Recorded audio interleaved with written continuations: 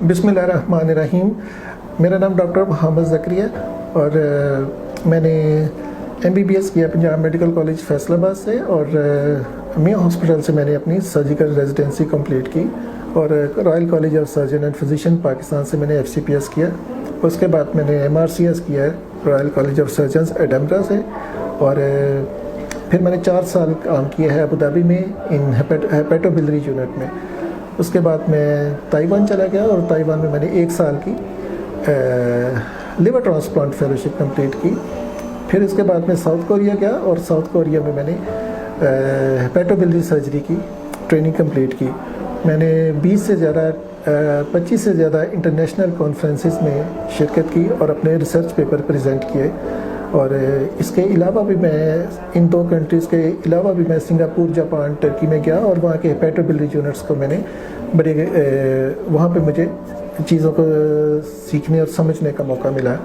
इससे पहले भी मैंने 1-2 वीडियोस अपने जिगर के बारे में मैंने बताया था कि जिगर के कैंसर और उसकी इलामात क्या हैं। आज का जो टॉपिक है उसमें मैं फोकस करूँगा कि जो जिगर के साथ ही एक अटैच होता है पित्ता यानी कि गॉल ब्लैडर। हमारे पास ज़्यादातर जो लोग आते हैं वो पित्ते में पथरी है और हमें इसका ऑपरेट करना है क्योंकि इसमें इन्फेक्शन है। हम उन्हें क्या करते हैं कि हर ऑपरेशन के बाद हम पित्ते को भेज देते हैं बायोप्सी के लिए। लेकिन ऐसा भी होता है कि वो वाले पेशेंट्स जिनकी उम्र 50 साल से ज़्यादा है उनमें हम ज़्यादा केयरफुल होते हैं क्योंकि अक्सर हमने देखा है कि उनके ऐसे पेशेंट्स में अगर बायोप्सी करवाई जाए तो चांस हो सकता है कि वो कैंसर उसमें हमें पता चले। लेकिन अक्सर हमने ये भी देखा है कि पित्ते में पथरी तो नहीं थी लेकिन पित्ते की सोजिश बहुत ज़्यादा थी और बाय द टाइम पेशेंट जब हमारे पास आता है तो हमें पता चलता है कि ये तो उसका कैंसर था जो कि वो फैल चुका है। और जब ये पित्ते का कैंसर फैलता है तो सबसे पहले पेशेंट या तो वो पेट में दर्द या उसको यरकान हुआ होता है या उसके जिस्म के ऊपर खारिश हुई होती है या वो कहेगा कि मैं छोटा पेशाब करता हूँ तो ऐसा होता है जैसे सरसों का तेल होता है। तो ये वाली जो है वो कॉमन इलामात हैं जो जिससे हमें पता चलता है कि ये चीज़ें मोस्ट लाइकली जो हैं वो पित्ते के कैंसर की हो सकती हैं। और हमें पता कैसे चलता है वो इसका अल्ट्रासाउंड या CT स्कैन से या जो इसके रिलेटेड ब्लड टेस्ट हैं। इसके अलावा हम जब इस तरह के कैंसर को हमें फर्स्ट टाइम पता चल जाता है तो फिर हमने ये देखना होता है कि इस वक्त पेशेंट की उम्र क्या है और उसको कौन सा तरीका उसके लिए बेहतर है। हम अपने गैस्ट्रोएंटरोलॉजिस्ट से और अपने रेडियोलॉजिस्ट से ये मशवरा करके और फिर हम ये सिलेक्ट करते हैं कि आया इस पेशेंट को इसके लिए सर्जरी ज़्यादा बेहतर है, ऑपरेशन ज़्यादा बेहतर है या इसको हम एनीथिंग के ऑपरेशन के अलावा उसके लिए जो चीज़ें क्या ज़रूरी हैं।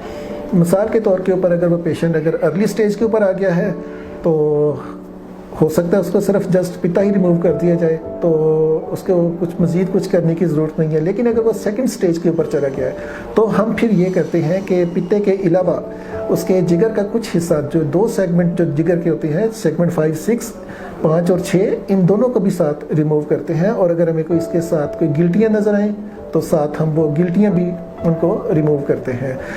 बाज़-औक़ात वो स्टेज इतनी ज़्यादा एडवांस कर जाती है कि हमें इसके अलावा हमारे पास कोई और ऑप्शन नहीं होती कि हम इसको पेशेंट को कीमोथेरेपी स्टार्ट करवाएं या इसके लिए कोई और बाईपास प्रोसीजर सेलेक्ट करें। पित्ते के साथ ही अगर जो पित्ते को इसके साथ जो नालियाँ होती हैं बाज़-औक़ात वो नालियाँ जो सी वो चूँकि जिगर के अंदर जा रही होती हैं, आम ज़ुबान में इसको हम या मेडिकल साइंस में इसको हम कोलेंजियोकार्सिनोमा कहते हैं।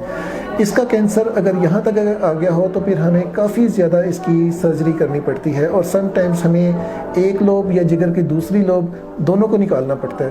तो फिर हमें ये चीज़ें जो वो पेशेंट को ये देख के कि आया हमारे पास इतना जिगर बाकी रह जाए कि वो बाकी वाला पोर्शन उस पेशेंट को सपोर्ट कर सके। फिर इस पेशेंट का फॉलोअप बहुत ज़्यादा इंपॉर्टेंट है। समटाइम्स लोग ऑपरेट करवा भी लेते हैं लेकिन उसके बाद वो छोड़ देते हैं, वो दोबारा चेक नहीं करते, दोबारा रेगुलर ब्लड टेस्ट नहीं करते तो कुछ अरसे बाद पता चलता है कि वो पेशेंट्स के अंदर वो कैंसर मज़ीद स्प्रेड कर गया है।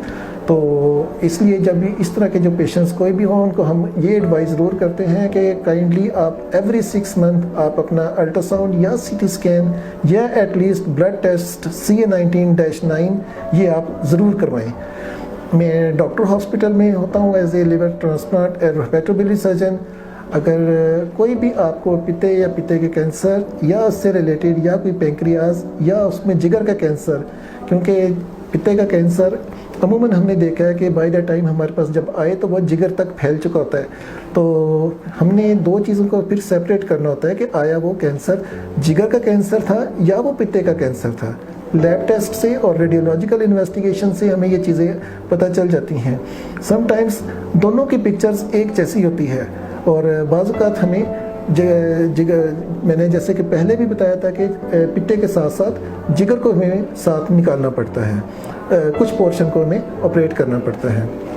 اگر کبھی آپ کو اس کے بارے میں مزید جاننے کی ضرورت ہو یا اس کے ٹریٹمنٹ کے لیے